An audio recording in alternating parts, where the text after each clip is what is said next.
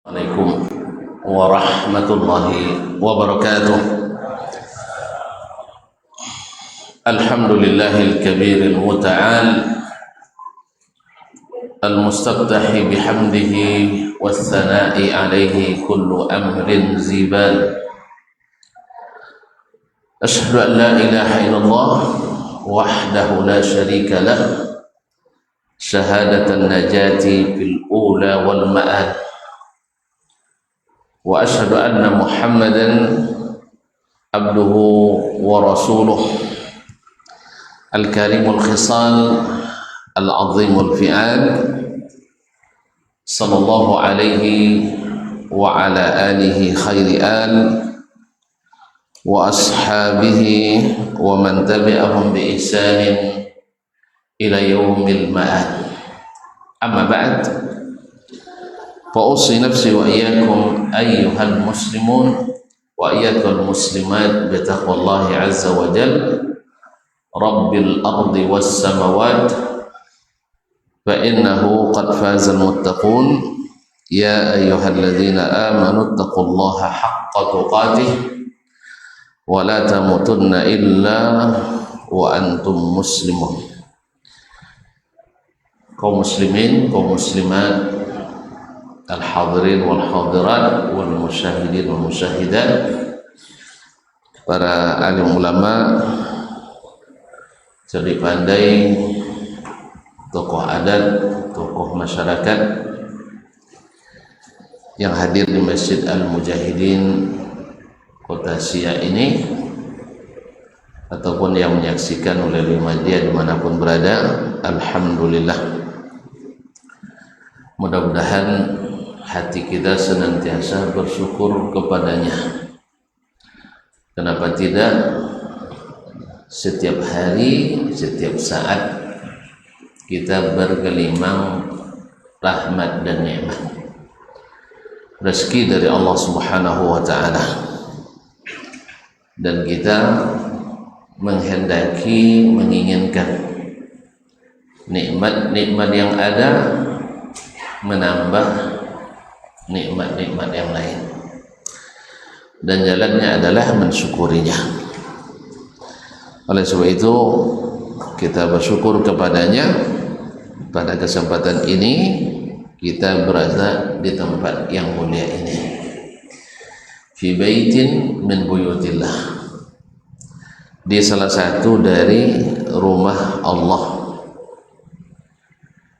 Kemudian majlis yang insya Allah di dalamnya dibacakan ayat-ayat Allah. Kita berkumpul di majlis yang insya Allah mengingatkan kita pada ayat Allah dan sunnah Rasulullah Sallallahu Alaihi Wasallam. Mudah-mudahan juga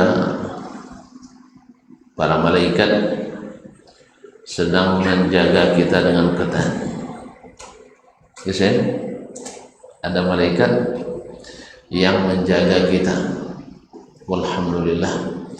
Ada majlis-majlis ilmu, majlis-majlis zikir, ada majlis yang dicari oleh para malaikat Allah Subhanahu wa ta'ala. Mudah-mudahan kita serius dan dilaporkan oleh mereka kepada Allah, sehingga kita termasuk pula yang dibanggakan Allah kepada masyarakat atas, dibanggakan Allah kepada masyarakat malaikat di atas. Nah, sehingga ketika kita mati nanti kita sudah dikenal di atas.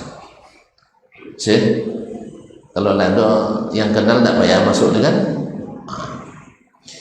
Dan di akhir pertemuan mudah-mudahan kita dapat hadiah dan bingkisan berupa ampunan terhadap segala salah dan dosa serta kekhilafan. Rabbi shrah li sadri wa yassir li amri wahlul 'uqdatam min lisani yafqahu qawli. Salawat dan salam kepada baginda Nabi alaihi salatu wassalam, yang mudah-mudahan selalu kita rindukan dan beliau pun merindukan kita. Bertemulah rindu dengan rindu, menghasilkan usaha yang kuat dan berkesinambungan untuk memperdekat jarak, dan dimudahkan nanti bertemu di akhirat, di padang mahsyar. Mudah-mudahan kita tidak jauh-jauh tegak darinya, sehingga kalau perlu syafaat kita termasuk yang beruntung mendapatkannya. Itu banyak-banyaklah berselawat dan kepada salam kepadanya, karena yang paling beruntung mendapatkan syafaat Nabi adalah yang paling banyak berselawat kepada Nabi alaihi salatu wassalam. Bapak dan Ibu kaum muslimin dan muslimat yang dirahmati Allah, kaji kita hari ini berat bagi orang-orang besar, apalagi bagi kita orang-orang kecil seperti kita ini. Berkata Sufyan Ats-Tsauri rahimahullah, ma alajtu syai'an ashadda alayya min niyyati. Tak pernah saya mengurus, menjaga, memelihara sesuatu yang lebih sulit daripada niat saya. Yahya bin Mu'az Ar-Razi, seorang ulama zuhud, ahli ibadah, beliau juga mengatakan bahwa niat itu selalu berkamuflase. Lulus kita di bab ini, dia datang dari bab yang lain. Terdeteksi dengan impra merah, dia masuk dengan impra apa lagi? Hijau ya, atau kuning. Datang berwarna-warni. Subhanallah. Tapi ingat kaum muslimin dan muslimat dirahmati Allah SWT yang senantiasa merasa niat itu berat, sesungguhnya mereka yang menjaga niat itu. Sedangkan orang yang tak pernah merasa niat itu berat, ini dikhawatirkan mereka tidak menjaga niat itu. Kaum muslimin, kaum muslimat dirahmati Allah SWT berbicara tentang keikhlasan, maka kita perlu untuk mengikhlaskan. Berbicara tentang keikhlasan, maka kita perlu untuk selalu mengikhlaskan. Berkata Imam Al-Ghazali rahimahullah, man za'ama al-ikhlasa fa ikhlasuhu yahtaju ila al-ikhlas. Siapa yang mengklaim sudah ikhlas, maka ikhlasnya itu perlu diikhlaskan lagi. Jadi kalau ada yang mengatakan saya sudah ikhlas, maka keikhlasannya itu perlu diikhlaskan lagi. Subhanallah kaum muslimin dan muslimat dirahmati Allah SWT. Kenapa ikhlas itu berat? Kenapa ikhlas itu susah? Karena dia adalah sebesar-besar pahala, sebesar-besar kebaikan. Dialah kalimat tauhid, dialah misi kehidupan. Allah berfirman dalam surah Az-Zariyat ayat 59, wa ma khalaqatul jinna wal insa illa liya'budun. Aku tidak ciptakan jin dan manusia kecuali hanya untuk beribadah kepadaku. Ibnu Abbas, ahli tafsir Al-Quran, sahabat dan ahli tafsir Al-Quran umat ini mengatakan liyuwahidun, makna liya'budun, liyuwahidun, untuk mentauhidkanku. Kalau hanya sekedar ibadah, semua orang beribadah, semua agama beribadah. Semua beribadah. Bukan umat Islam saya beribadah. Agama-agama lain juga punya ibadah-ibadah, tapi bertauhid tidak.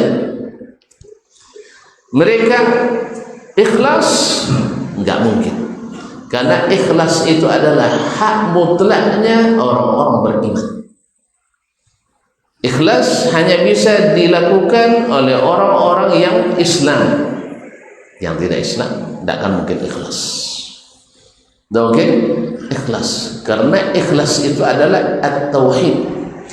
Makanya kalimat tauhid disebut juga dengan kalimat kalimat tauhid disebut juga dengan kalimat, ya Syekh, ikhlas.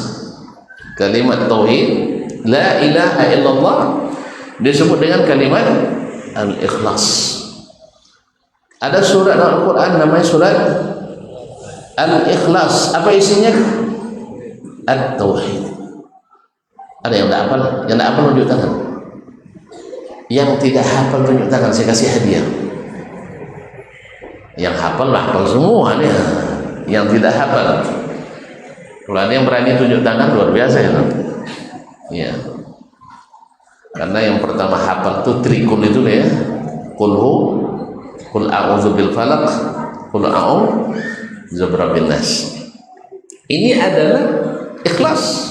Disebut surat Ikhlas.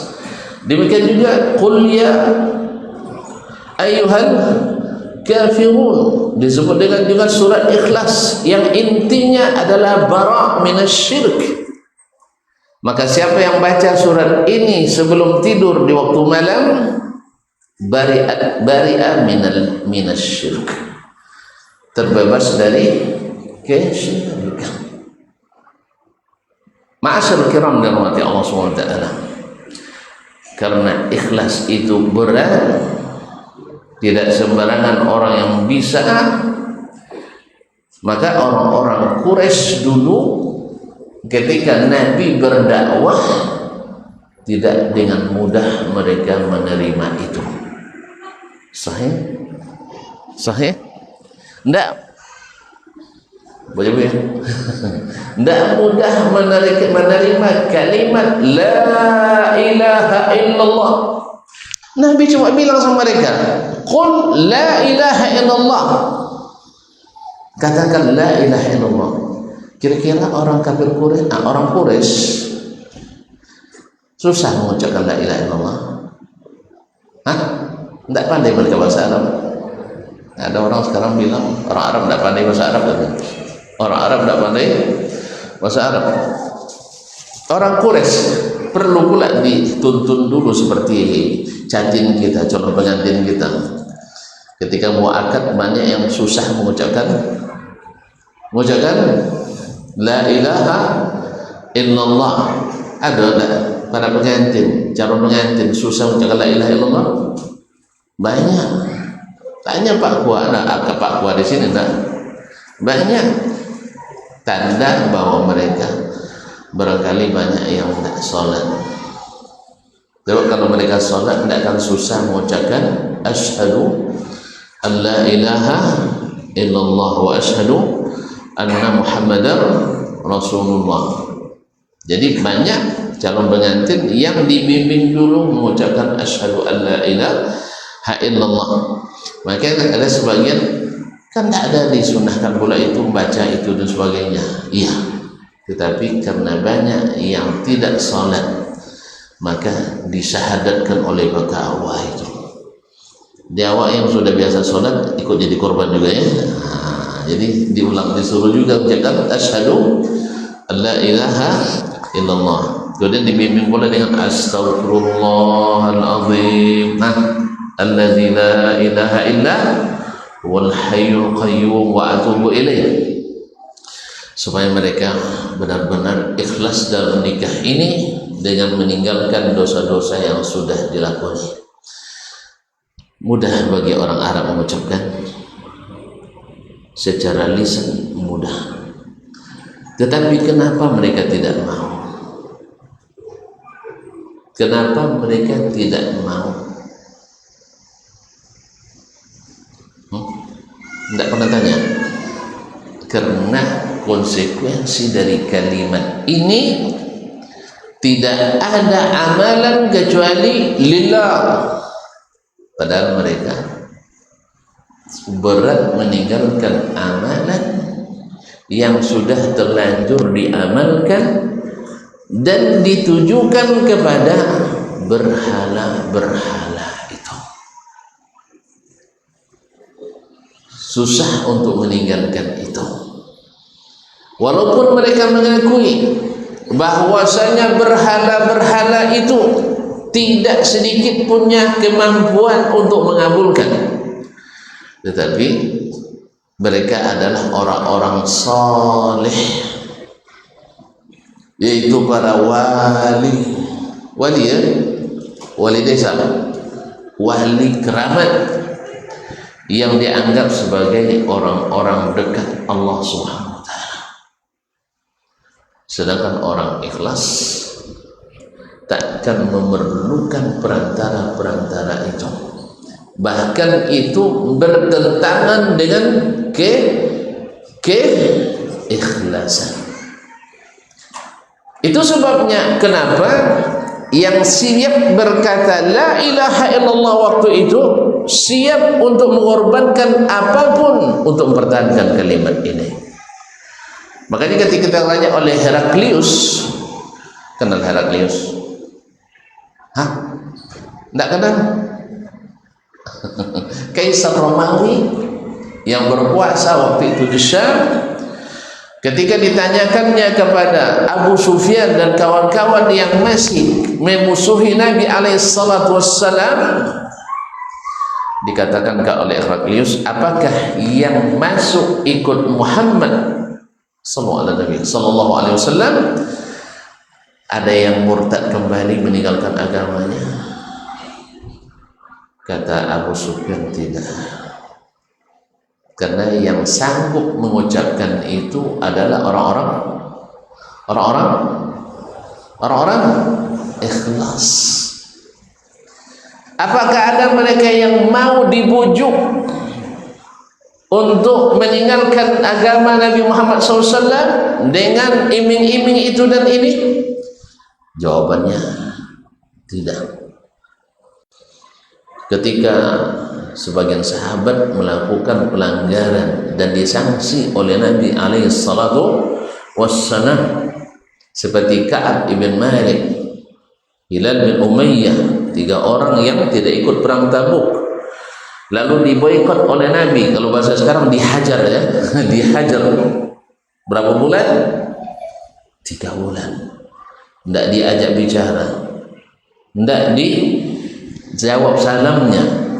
Di tengah-tengah itu gelombang tawaran dari sana dan sini, dari kaum munafikin, dari orang kafir Quraisy Mekah, dari orang Romawi, dari orang Persia, menawarkan suaka politik.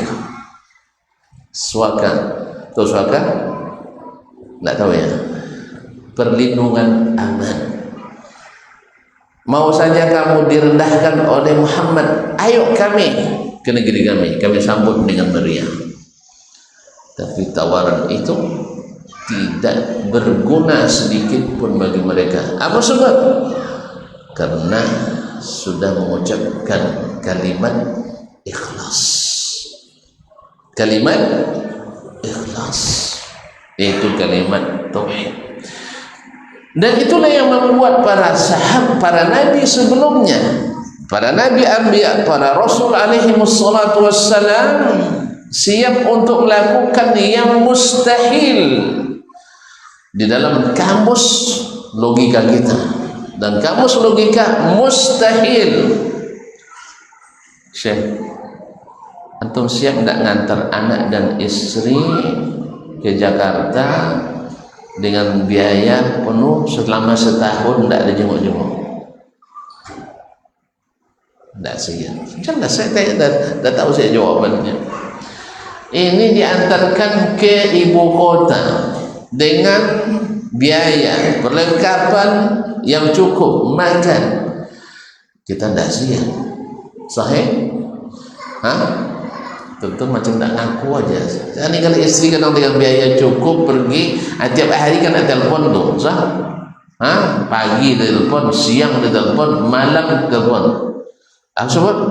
Khawatir. Khawatir kan? Subhanallah. Lihat Ibrahim alaihissalam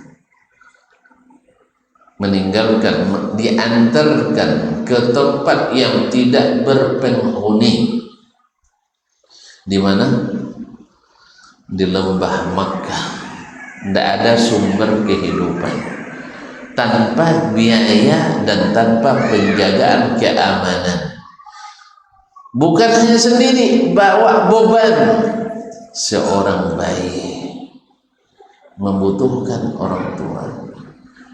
Tetapi ini ujian cinta. Kau telah mengucapkan la ilaha illallah, kalimat ikhlas ini tidak bisa sembarangan. Maka Ibrahim alaihissalam tanpa sedikit pun ragu, walaupun sedih meliputi kalbunya. Sedih tak Ibrahim? Sedih. Hajar sedih? Sedih. Semua bersedih. Tetapi ikhlas itu mengharuskan dia menerima. Maka dia tinggalkan anaknya itu.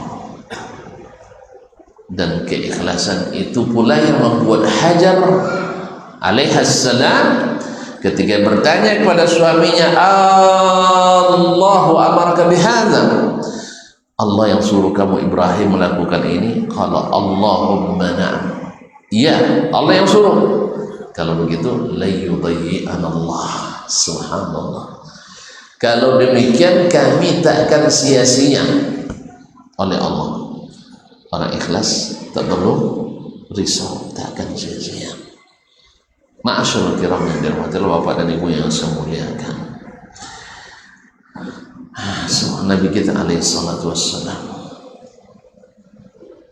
berdakwah, menegakkan kalimat ikhlas ini tidak mudah. Sahih? Tidak mudah.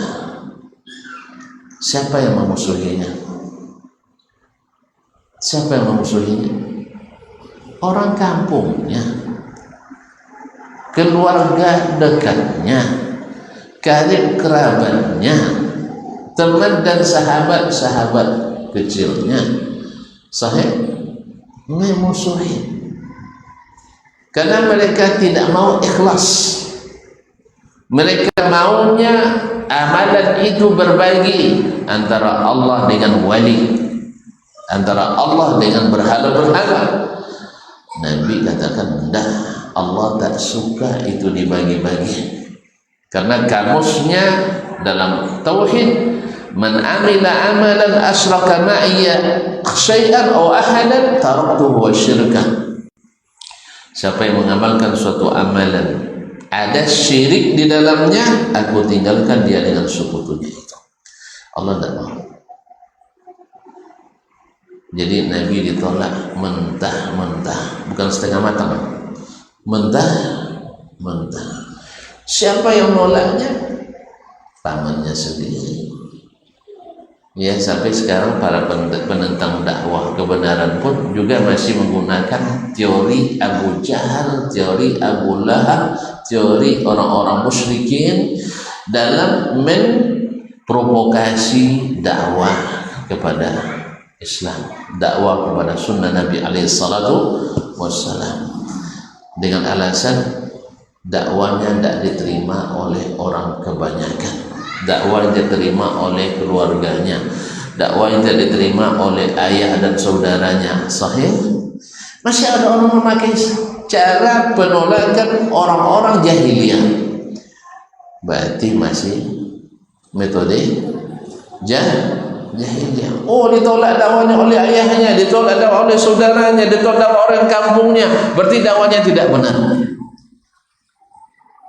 Memang ukuran kebenaran itu standarnya mayoritas-kah atau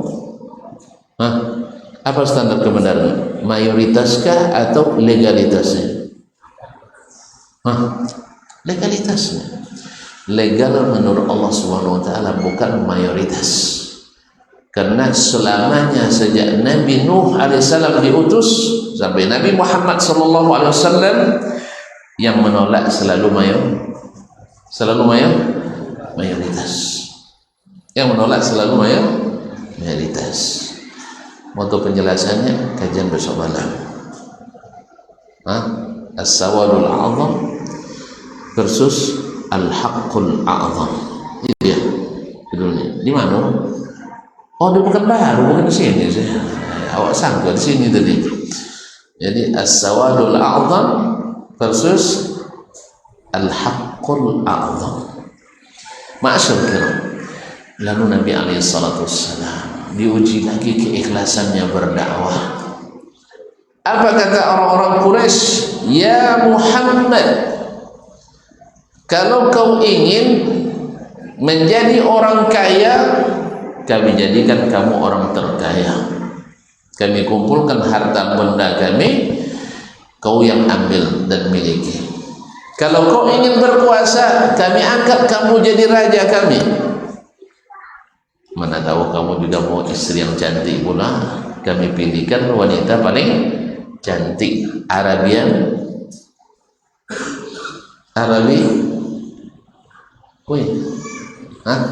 Miss Arabic. Dipilihkan wanita Arab paling cantik.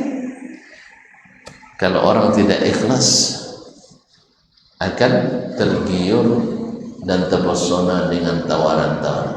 Tapi Nabi alaihissalam tidak. Bahkan ketika dakwahnya tak diberikan ruang sedikit pun, Makkah tertutup rapat, pergi ke Taif dimusuhi dan diumpat, bahkan dilempari dengan batu sampai berdarah-darah. Nabi alaihissalam, lihat ikhwan, berhenti dia, menyerah dia, atau gantung sorban kata orang sekarang? Tidak. Apa jawabannya? Ya Rabbi, illam yakun bika alayya ghadabun fala ubali. Ya Rabbi, andainya engkau tidak marah, ini tidak mengubah niat dan keikhlasanku. Masya Allah, tabarakallah.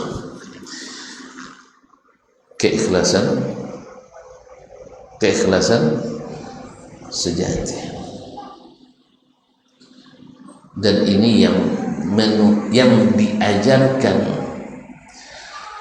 bahkan yang ditanamkan, kadang tidak dengan kalimat, tapi dengan melihat bagaimana Nabi alaihissalatu wassalam menanamkan semangat ikhlas itu kepada para sahabat Nabi alaihissalatu wassalam, sampai-sampai mereka ingin beramal lebih dari Nabi alaihissalatu wassalam. Sahih ketika Aisyah menceritakan bahwa Nabi sallallahu alaihi wasallam qama minal laili hatta tawarramat qadamah. Nabi sallallahu alaihi wasallam salat malam sampai bengkak kakinya. Datang para anak muda di kalangan sahabat yang sangat bersemangat bertanya kepada para istri Nabi alaihi salatu wassalam, bagaimana amalan Nabi yang tak terlihat? Kalau yang terlihat kan mereka bisa tengok di luar, di masjid, di mana Nabi alaihi salatu wassalam berbuat. Ini yang tidak terpantau oleh mereka, yaitu di rumah-rumah para istrinya. Tentu yang tahu para istri Nabi alaihi salatu wassalam. Para istri menjelaskan, mendengar penjelasan para istri Nabi alaihi salatu wassalam, mereka mengatakan, kalau begitu kita harus lebih dari Nabi alaihi salatu wassalam. Kenapa? Alasannya jelas. Nabi ghufira lahu ma taqaddama min dzambih. Doanya diampuni yang telah lalu, yang nanti akan datang. Kalau kita tidak, maka harus lebih dari Nabi alaihi salatu wassalam. Ini yang seperti ini karena keikhlasankah atau karena kemalasan? Ingin lebih dari Nabi alaihi salatu wassalam karena keikhlasan atau kemalasan? Saya bagi contoh lah. Nabi pernah sholat tarawih bersama jemaah kaum muslimin dan para sahabat. Di malam pertama Nabi sholat dengan mereka sampai hampir waktu subuh, sampai sahabat menjelaskan hampir kami tidak dapat sahur. Ya kalau sempat bikin gulai, tidak sempat sahur. Untung mereka makan roti dan korma. Kalau sempat buat rendang pula dulu ya, tidak sempat sahur. Hampir tidak sempat sahur. Berarti berapa lama sholat tarawihnya? Berapa lama sholat tarawihnya? Dari lepas isya sampai menjelang sahur. Sebentar apa lama? Lama. Malam esoknya Nabi sholat lagi bersama mereka sampai tengah malam. Kira-kira bagaimana tanggapan sahabat?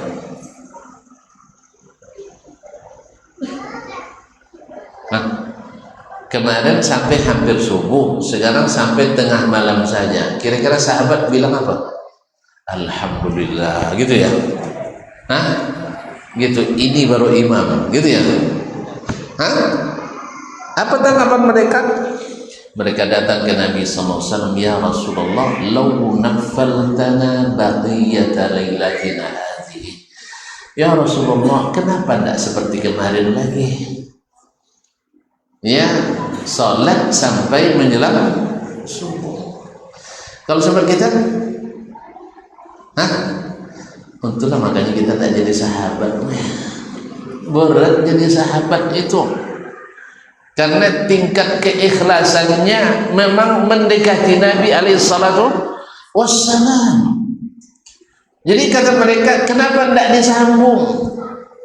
Kalau kita, kalau bisa besok sepertiga lagi Rasulullah, kurangi ya. Ya kan? Sekarang kan sampai tengah malam, besok sampai sepertiga malam, jam 10 jadilah itu. Ya kan? Tapi Nabi alaihissalatu wassalam mengatakan, man shalla ma'al imami hatta yansarif kutiba lahu qiyamul lailah. Siapa yang salat bersama imam sampai selesai, dituliskan baginya salat semalam suntuk. Ma'asyiral kiram dirahmati Allah. Keikhlasan. Kira-kira apa kesimpulan yang dapat tuan-tuan tarik dari, masih banyak contoh. Apa kesimpulan yang dapat ditarik dari tadi?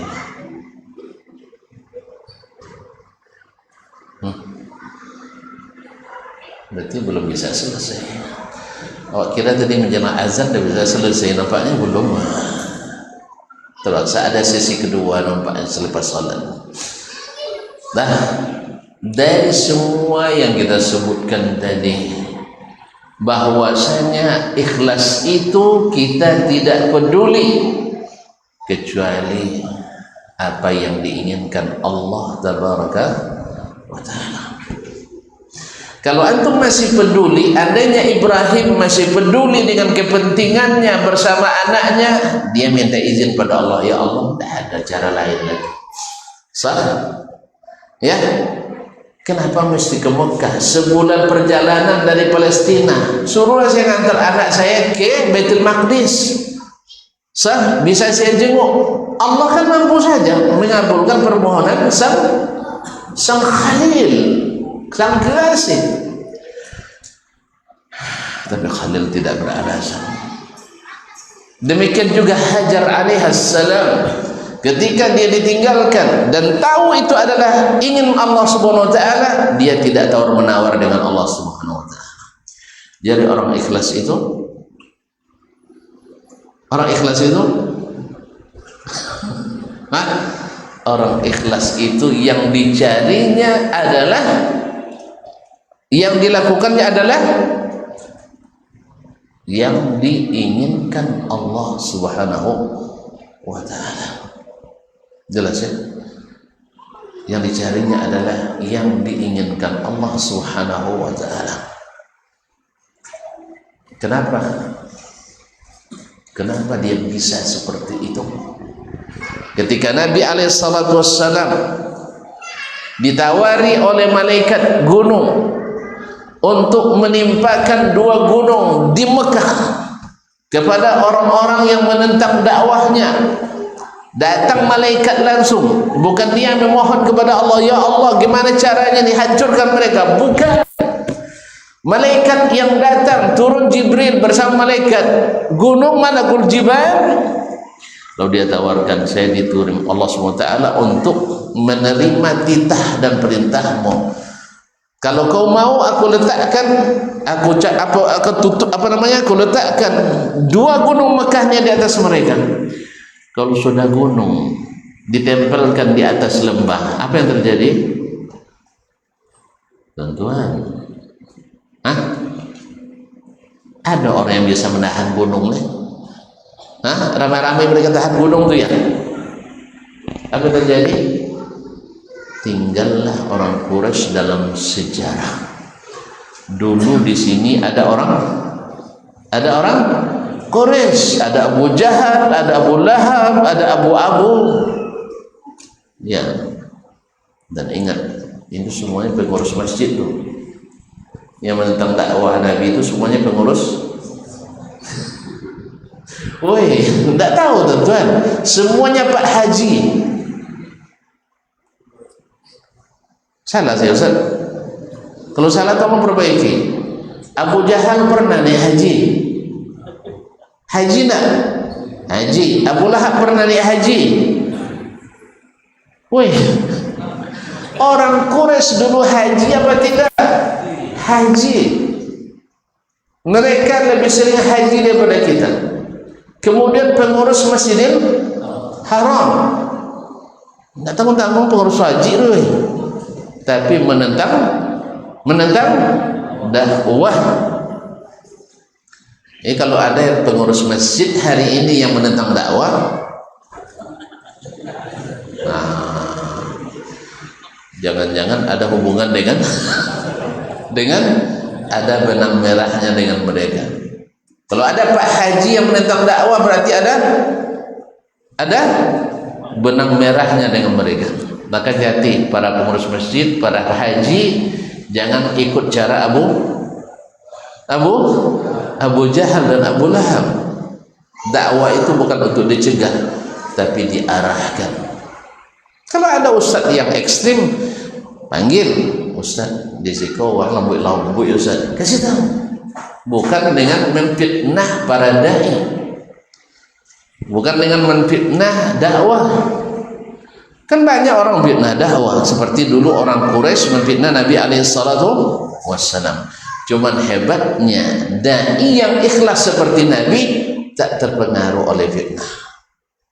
Buktinya, di saat kemenangan diberikan, di saat Nabi di atas angin, tadi malaikat datang untuk membantunya, yang dia pikirkan bukan membalas dendam, bukan untuk mencelakakan, karena dai yang ikhlas datang untuk membawa pencerahan dan hidayah, bukan membawa petaka dan mara bahaya.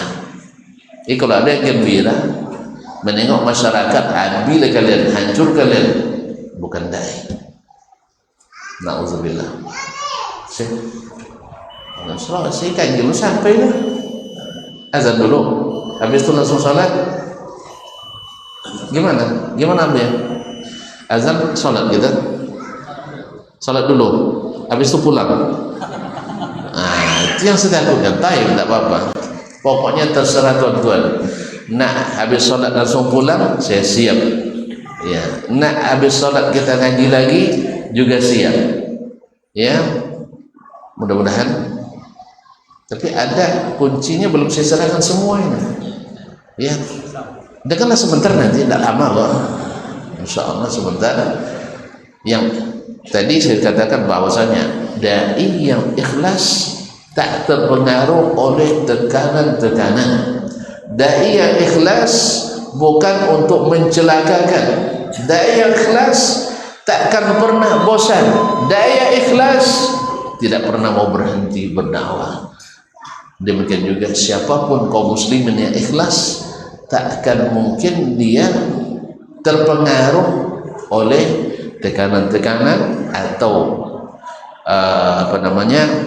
iming-imingan, dan sebagaimana dia sebelum dan sesudah tetap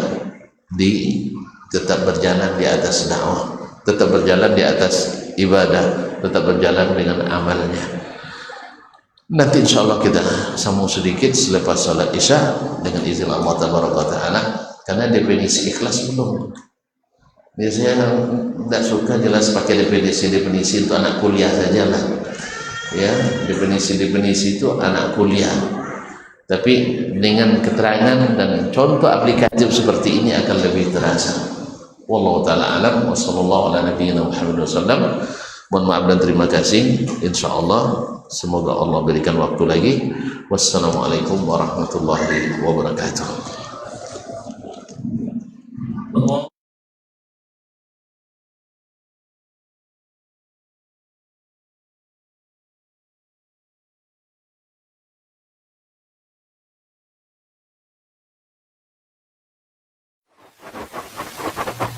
Barometer amal kita saleh tak salehnya di salat kita. Bila salat kita ikhlas dan sesuai dengan sunnah Nabi SAW, maka insya Allah amalan yang lain mengikuti.